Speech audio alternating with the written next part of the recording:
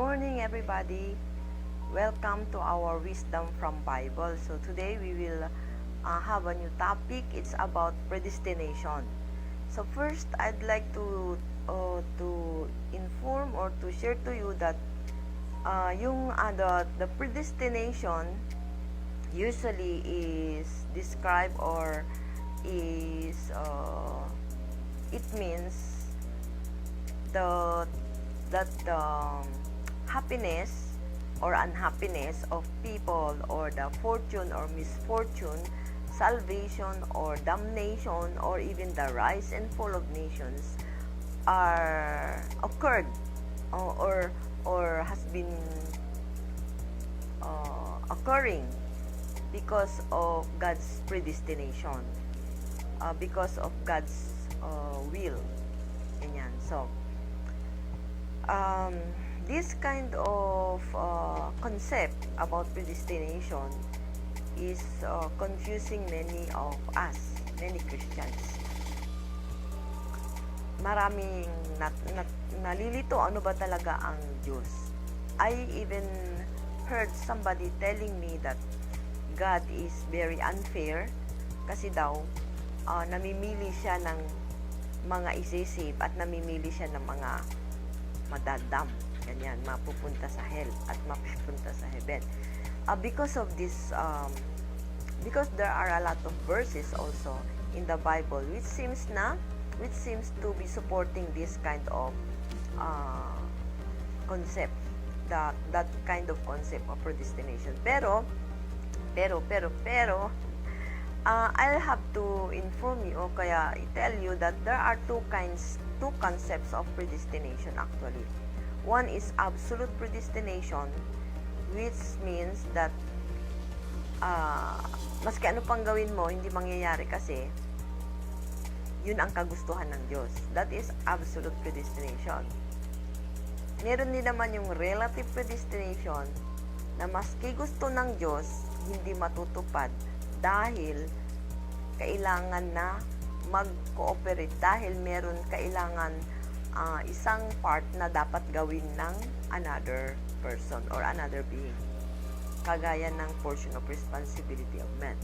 So ganon yung concept natin sa predestination. So now I want to share to you the Bible verses that shows, that seems that we cannot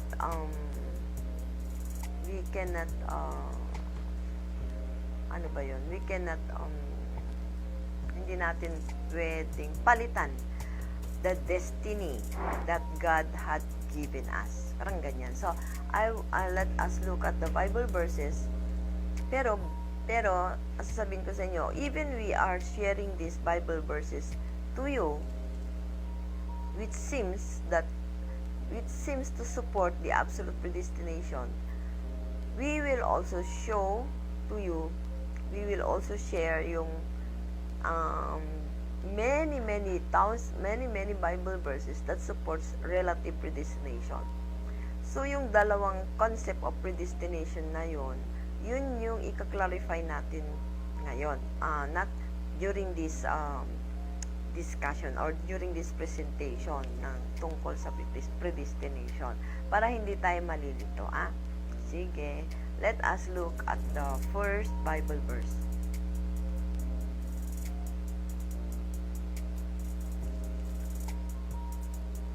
Yan.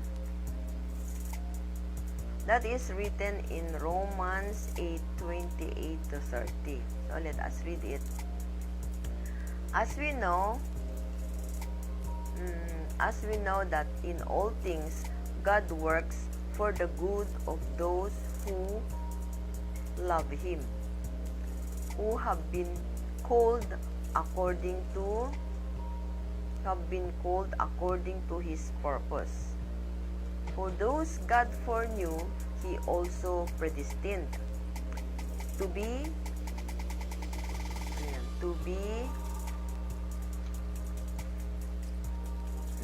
He also predestined to be conformed to the image of His Son.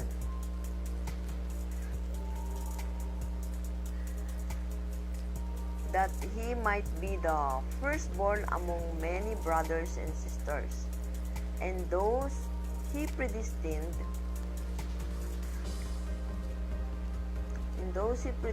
he also called. Those who he called, he also justified. Those who he justified, he also glorified. So this Bible verse tells us that God foreknew. For those God foreknew, He predestined. And then, He called them. And then, pag na-call na sila, He also justified them. And then, when He justifies them, He glorifies them. Ganun. So, paano pag hindi ka kilala ng Diyos? Paano pag hindi ka foreknew ng God? Meaning, God does not know us. For example, hindi niya ako kilala. So, o kaya, yung lang mga kilala niya ang pinipredestin niya. Ganun. Paano pag hindi niya tayo kilala? Tapos yung mga predestined niya, He called them. And then, after calling them, He justified them. And then, glorified them. So, pag hindi tayo natawag, ibig sabihin, wala tayong pag-asa na ma-justify and be glorified with Him, by Him.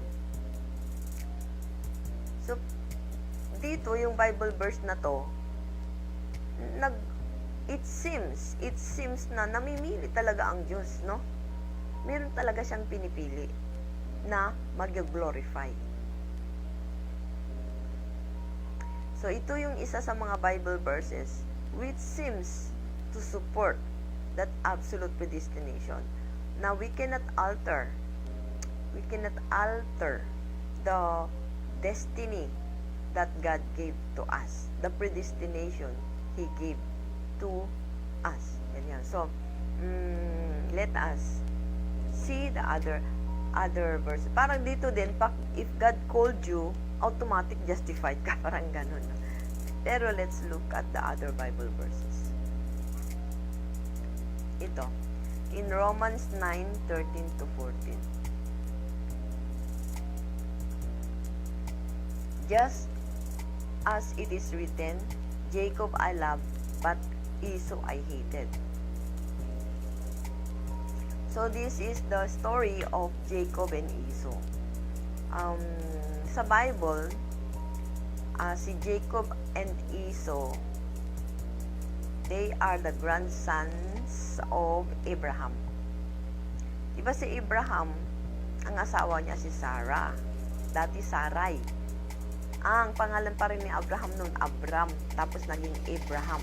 Tapos yung asawa niya, Sarai. Ganun. Pero napalitan ng Sarah.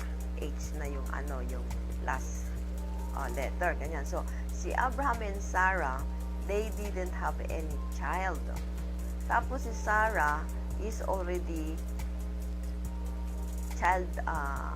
yung childbearing niya is already lumipas na, bali nag-menopause na siya.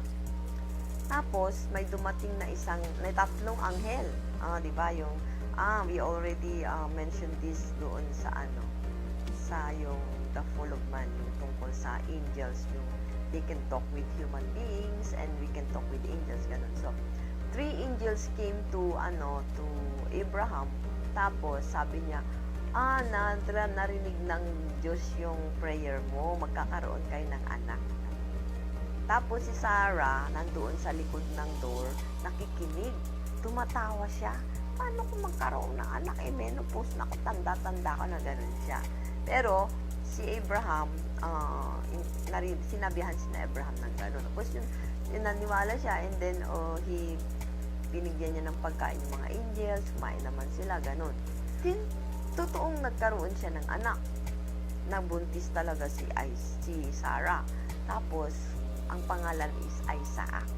Ngayon sa Isaac naman, siya yung bata na kaisa-isang anak ni Abraham na ang very special story naman niya sa Bible is that he was asked to become the offering Ibig sabihin, siya yung ilalagay sa altar at siya yung papatayin, siya yung susunugin, ganon. Yun yung batang yun si Isaac. But God said to Abraham, wag mong papatayin yan si anak mo. Now I know that you have faith, ganon. Now I know you believe me, ganon. Kasi naniwala si Abraham, talagang he will really kill his son. Tapos, and actually, maraming kwento yun kung bakit nangyari yon. Later, pwede nating pag-usapan yon, no? Pero yun si Isaac. And then, si Isaac, nagkaroon siya ng twin sons. Ito yun si Jacob and Esau. So, hindi pa nga sila naipanganak yung dalawang baby, yung twins. Sabi na ng God, si Jacob second son siya. Tapos si Esau siyang first na lumabas.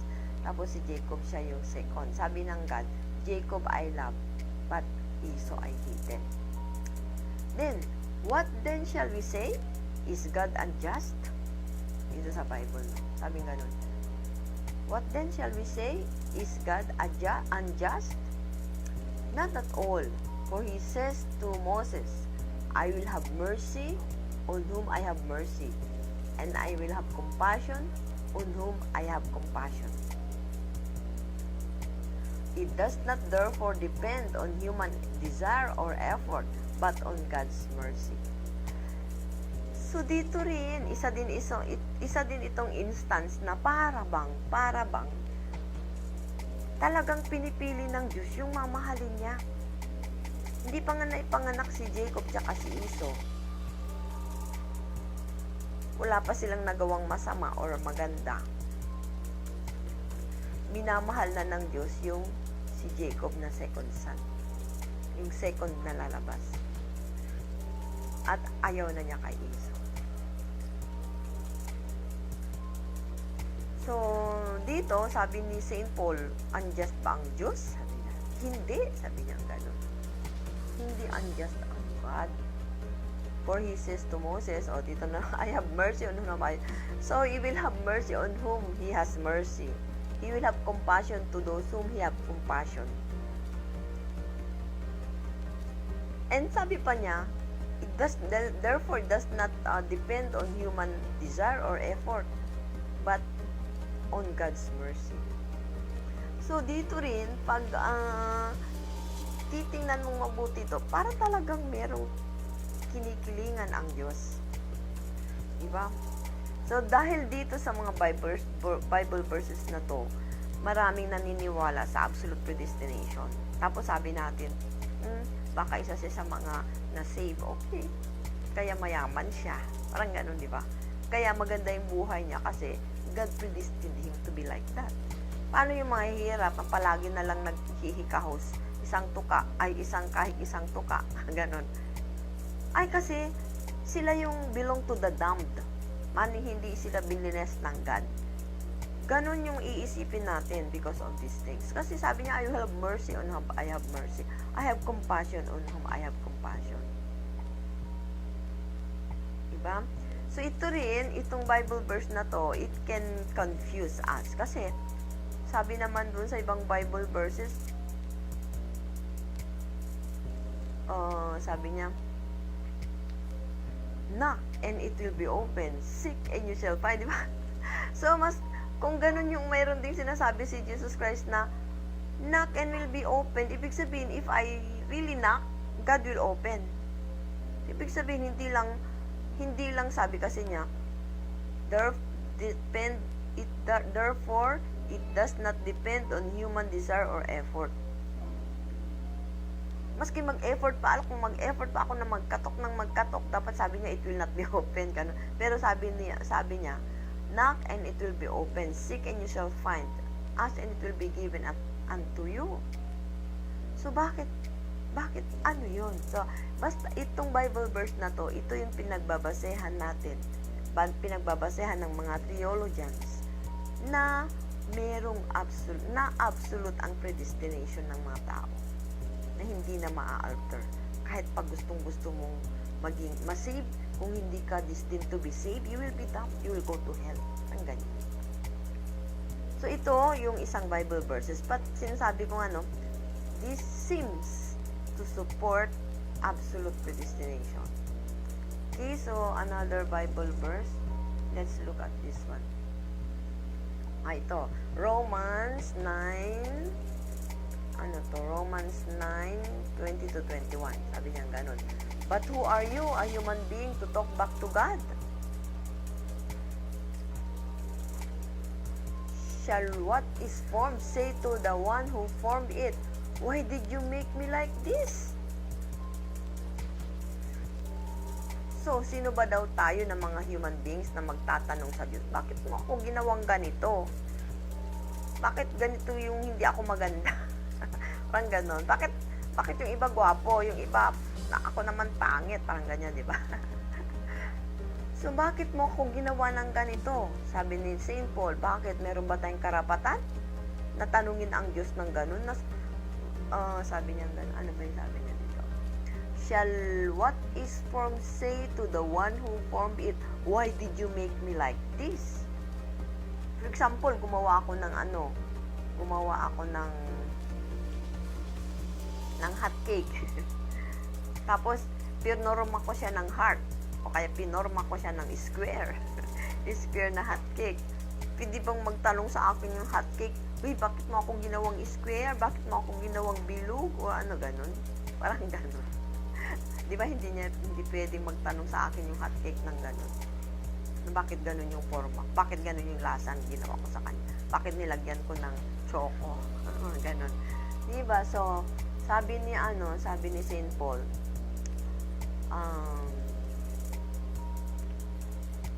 shall what is formed say to the one who formed it, why did you make me like this? Does not the potter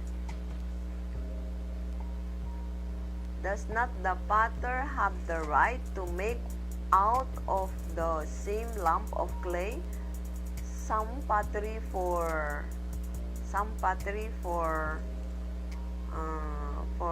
special purpose and some for common use? O, sabi ni St. Paul, bakit wala bang karapatan yung potter? Meron siyang clay dito. Yung isa gagawin ng magandang porcelana, o pang display. Yung isa naman gagawin niyang palayok or ganun, paglutuan. Di palagi siyang itim. Samantalang yung isa, ang ganda-ganda niya, nandoon siya sa magandang the same lump of clay yan. O wala ba daw karapatan yung potter na gano'n? So, because of this verse again, yung mga nagsasabi na mayroong absolute predestination, ay, sabi na totoo yun. Because of this verse. Ganun. And, another is, ito, ano ba to? Romans 9, ay, ano ba yan? 10 to 13 dapat yun, okay? Not only that, but Rebekah's children were conceived at the same time by our father Isaac. Yet before the twins were born, ito yung sinasabi ko nga na, yet before the twins were born,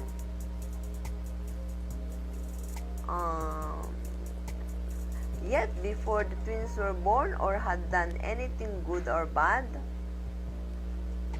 they had not done anything good or bad, in order that God's purpose in election might stand. In order that God's purpose in election might stand, not by works, but by Him who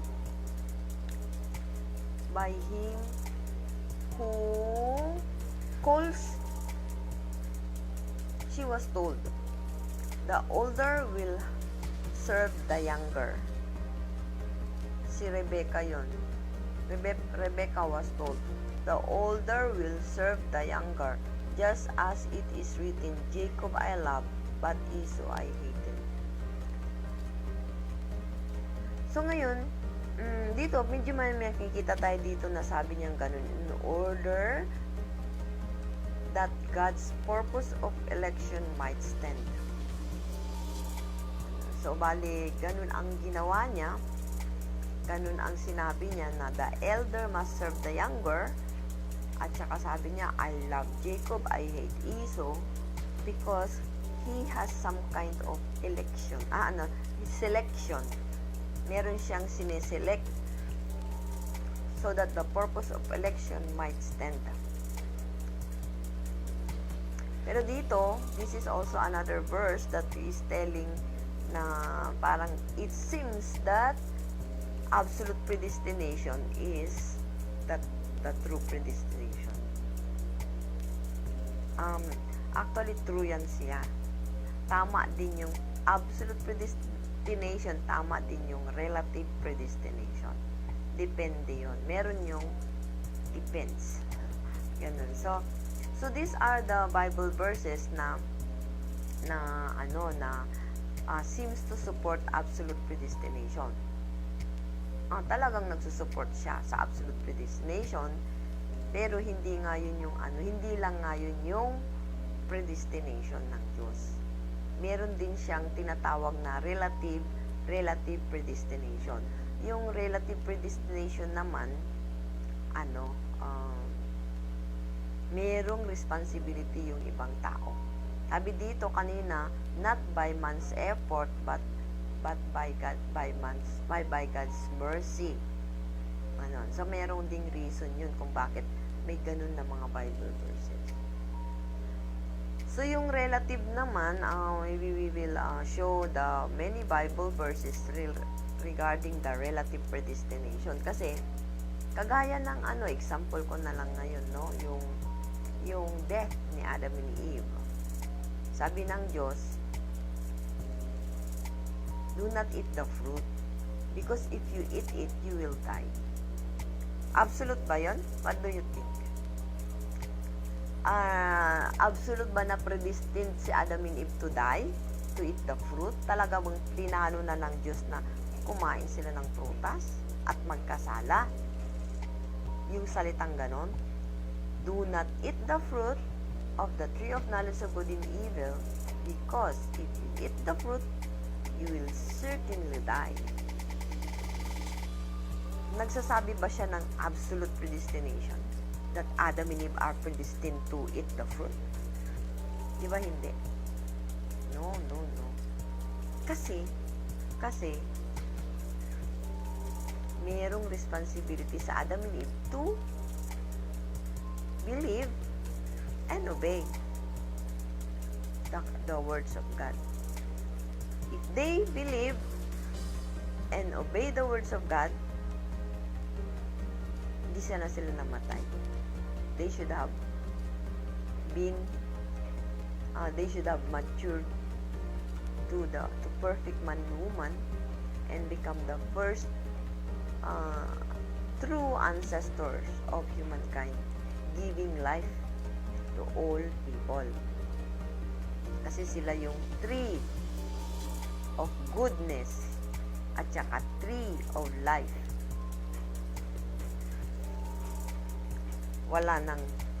Hindi na siya makamultiply ng evil. Si Eve. If she had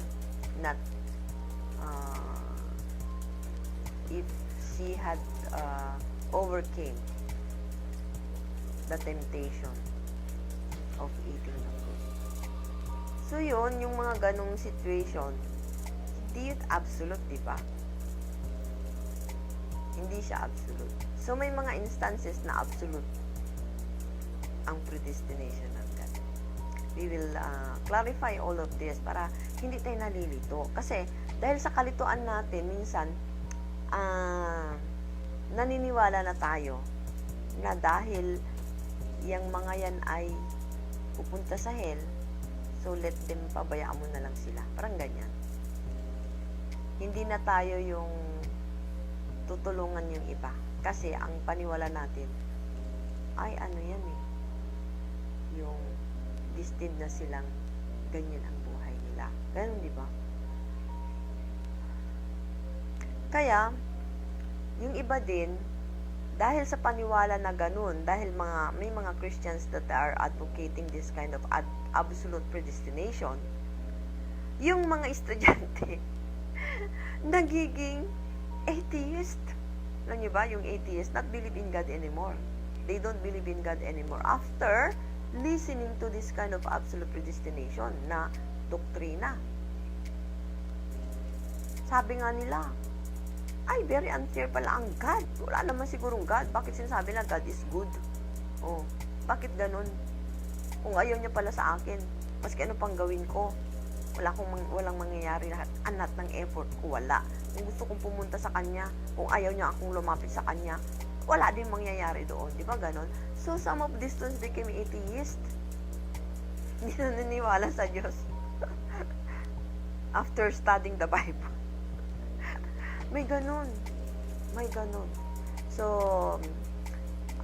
tapos, ano pa? Because of this also, yung mga komunista, yung naging atheist, naging komunista na rin, na hindi na sila naniniwala sa Diyos. Ganun. Tapos, naniniwala sila na sila na yung Diyos. Ganun. Sila na yung magdesisyon sa buhay ng tao. Anyway, so ganun yung so yung predestination natin, we will just discuss it, yung dalawang klaseng predestination. Yung absolute predestination, saan ba yun applicable, at saka yung relative predestination, saan ba yun applicable. So, as of now, dyan lang muna tayo. So, for today, yan muna, and next time, we will present yung mga videos, yung mga Bible verses na nag-support or very strongly supporting that there is a relative predestination. Actually nga, dalawa nga yun. Pareha silang tama. Pero, yung application, saan ba ina-apply yung absolute, saan ba ina-apply yung relative. Okay? Have a nice day. Bye-bye.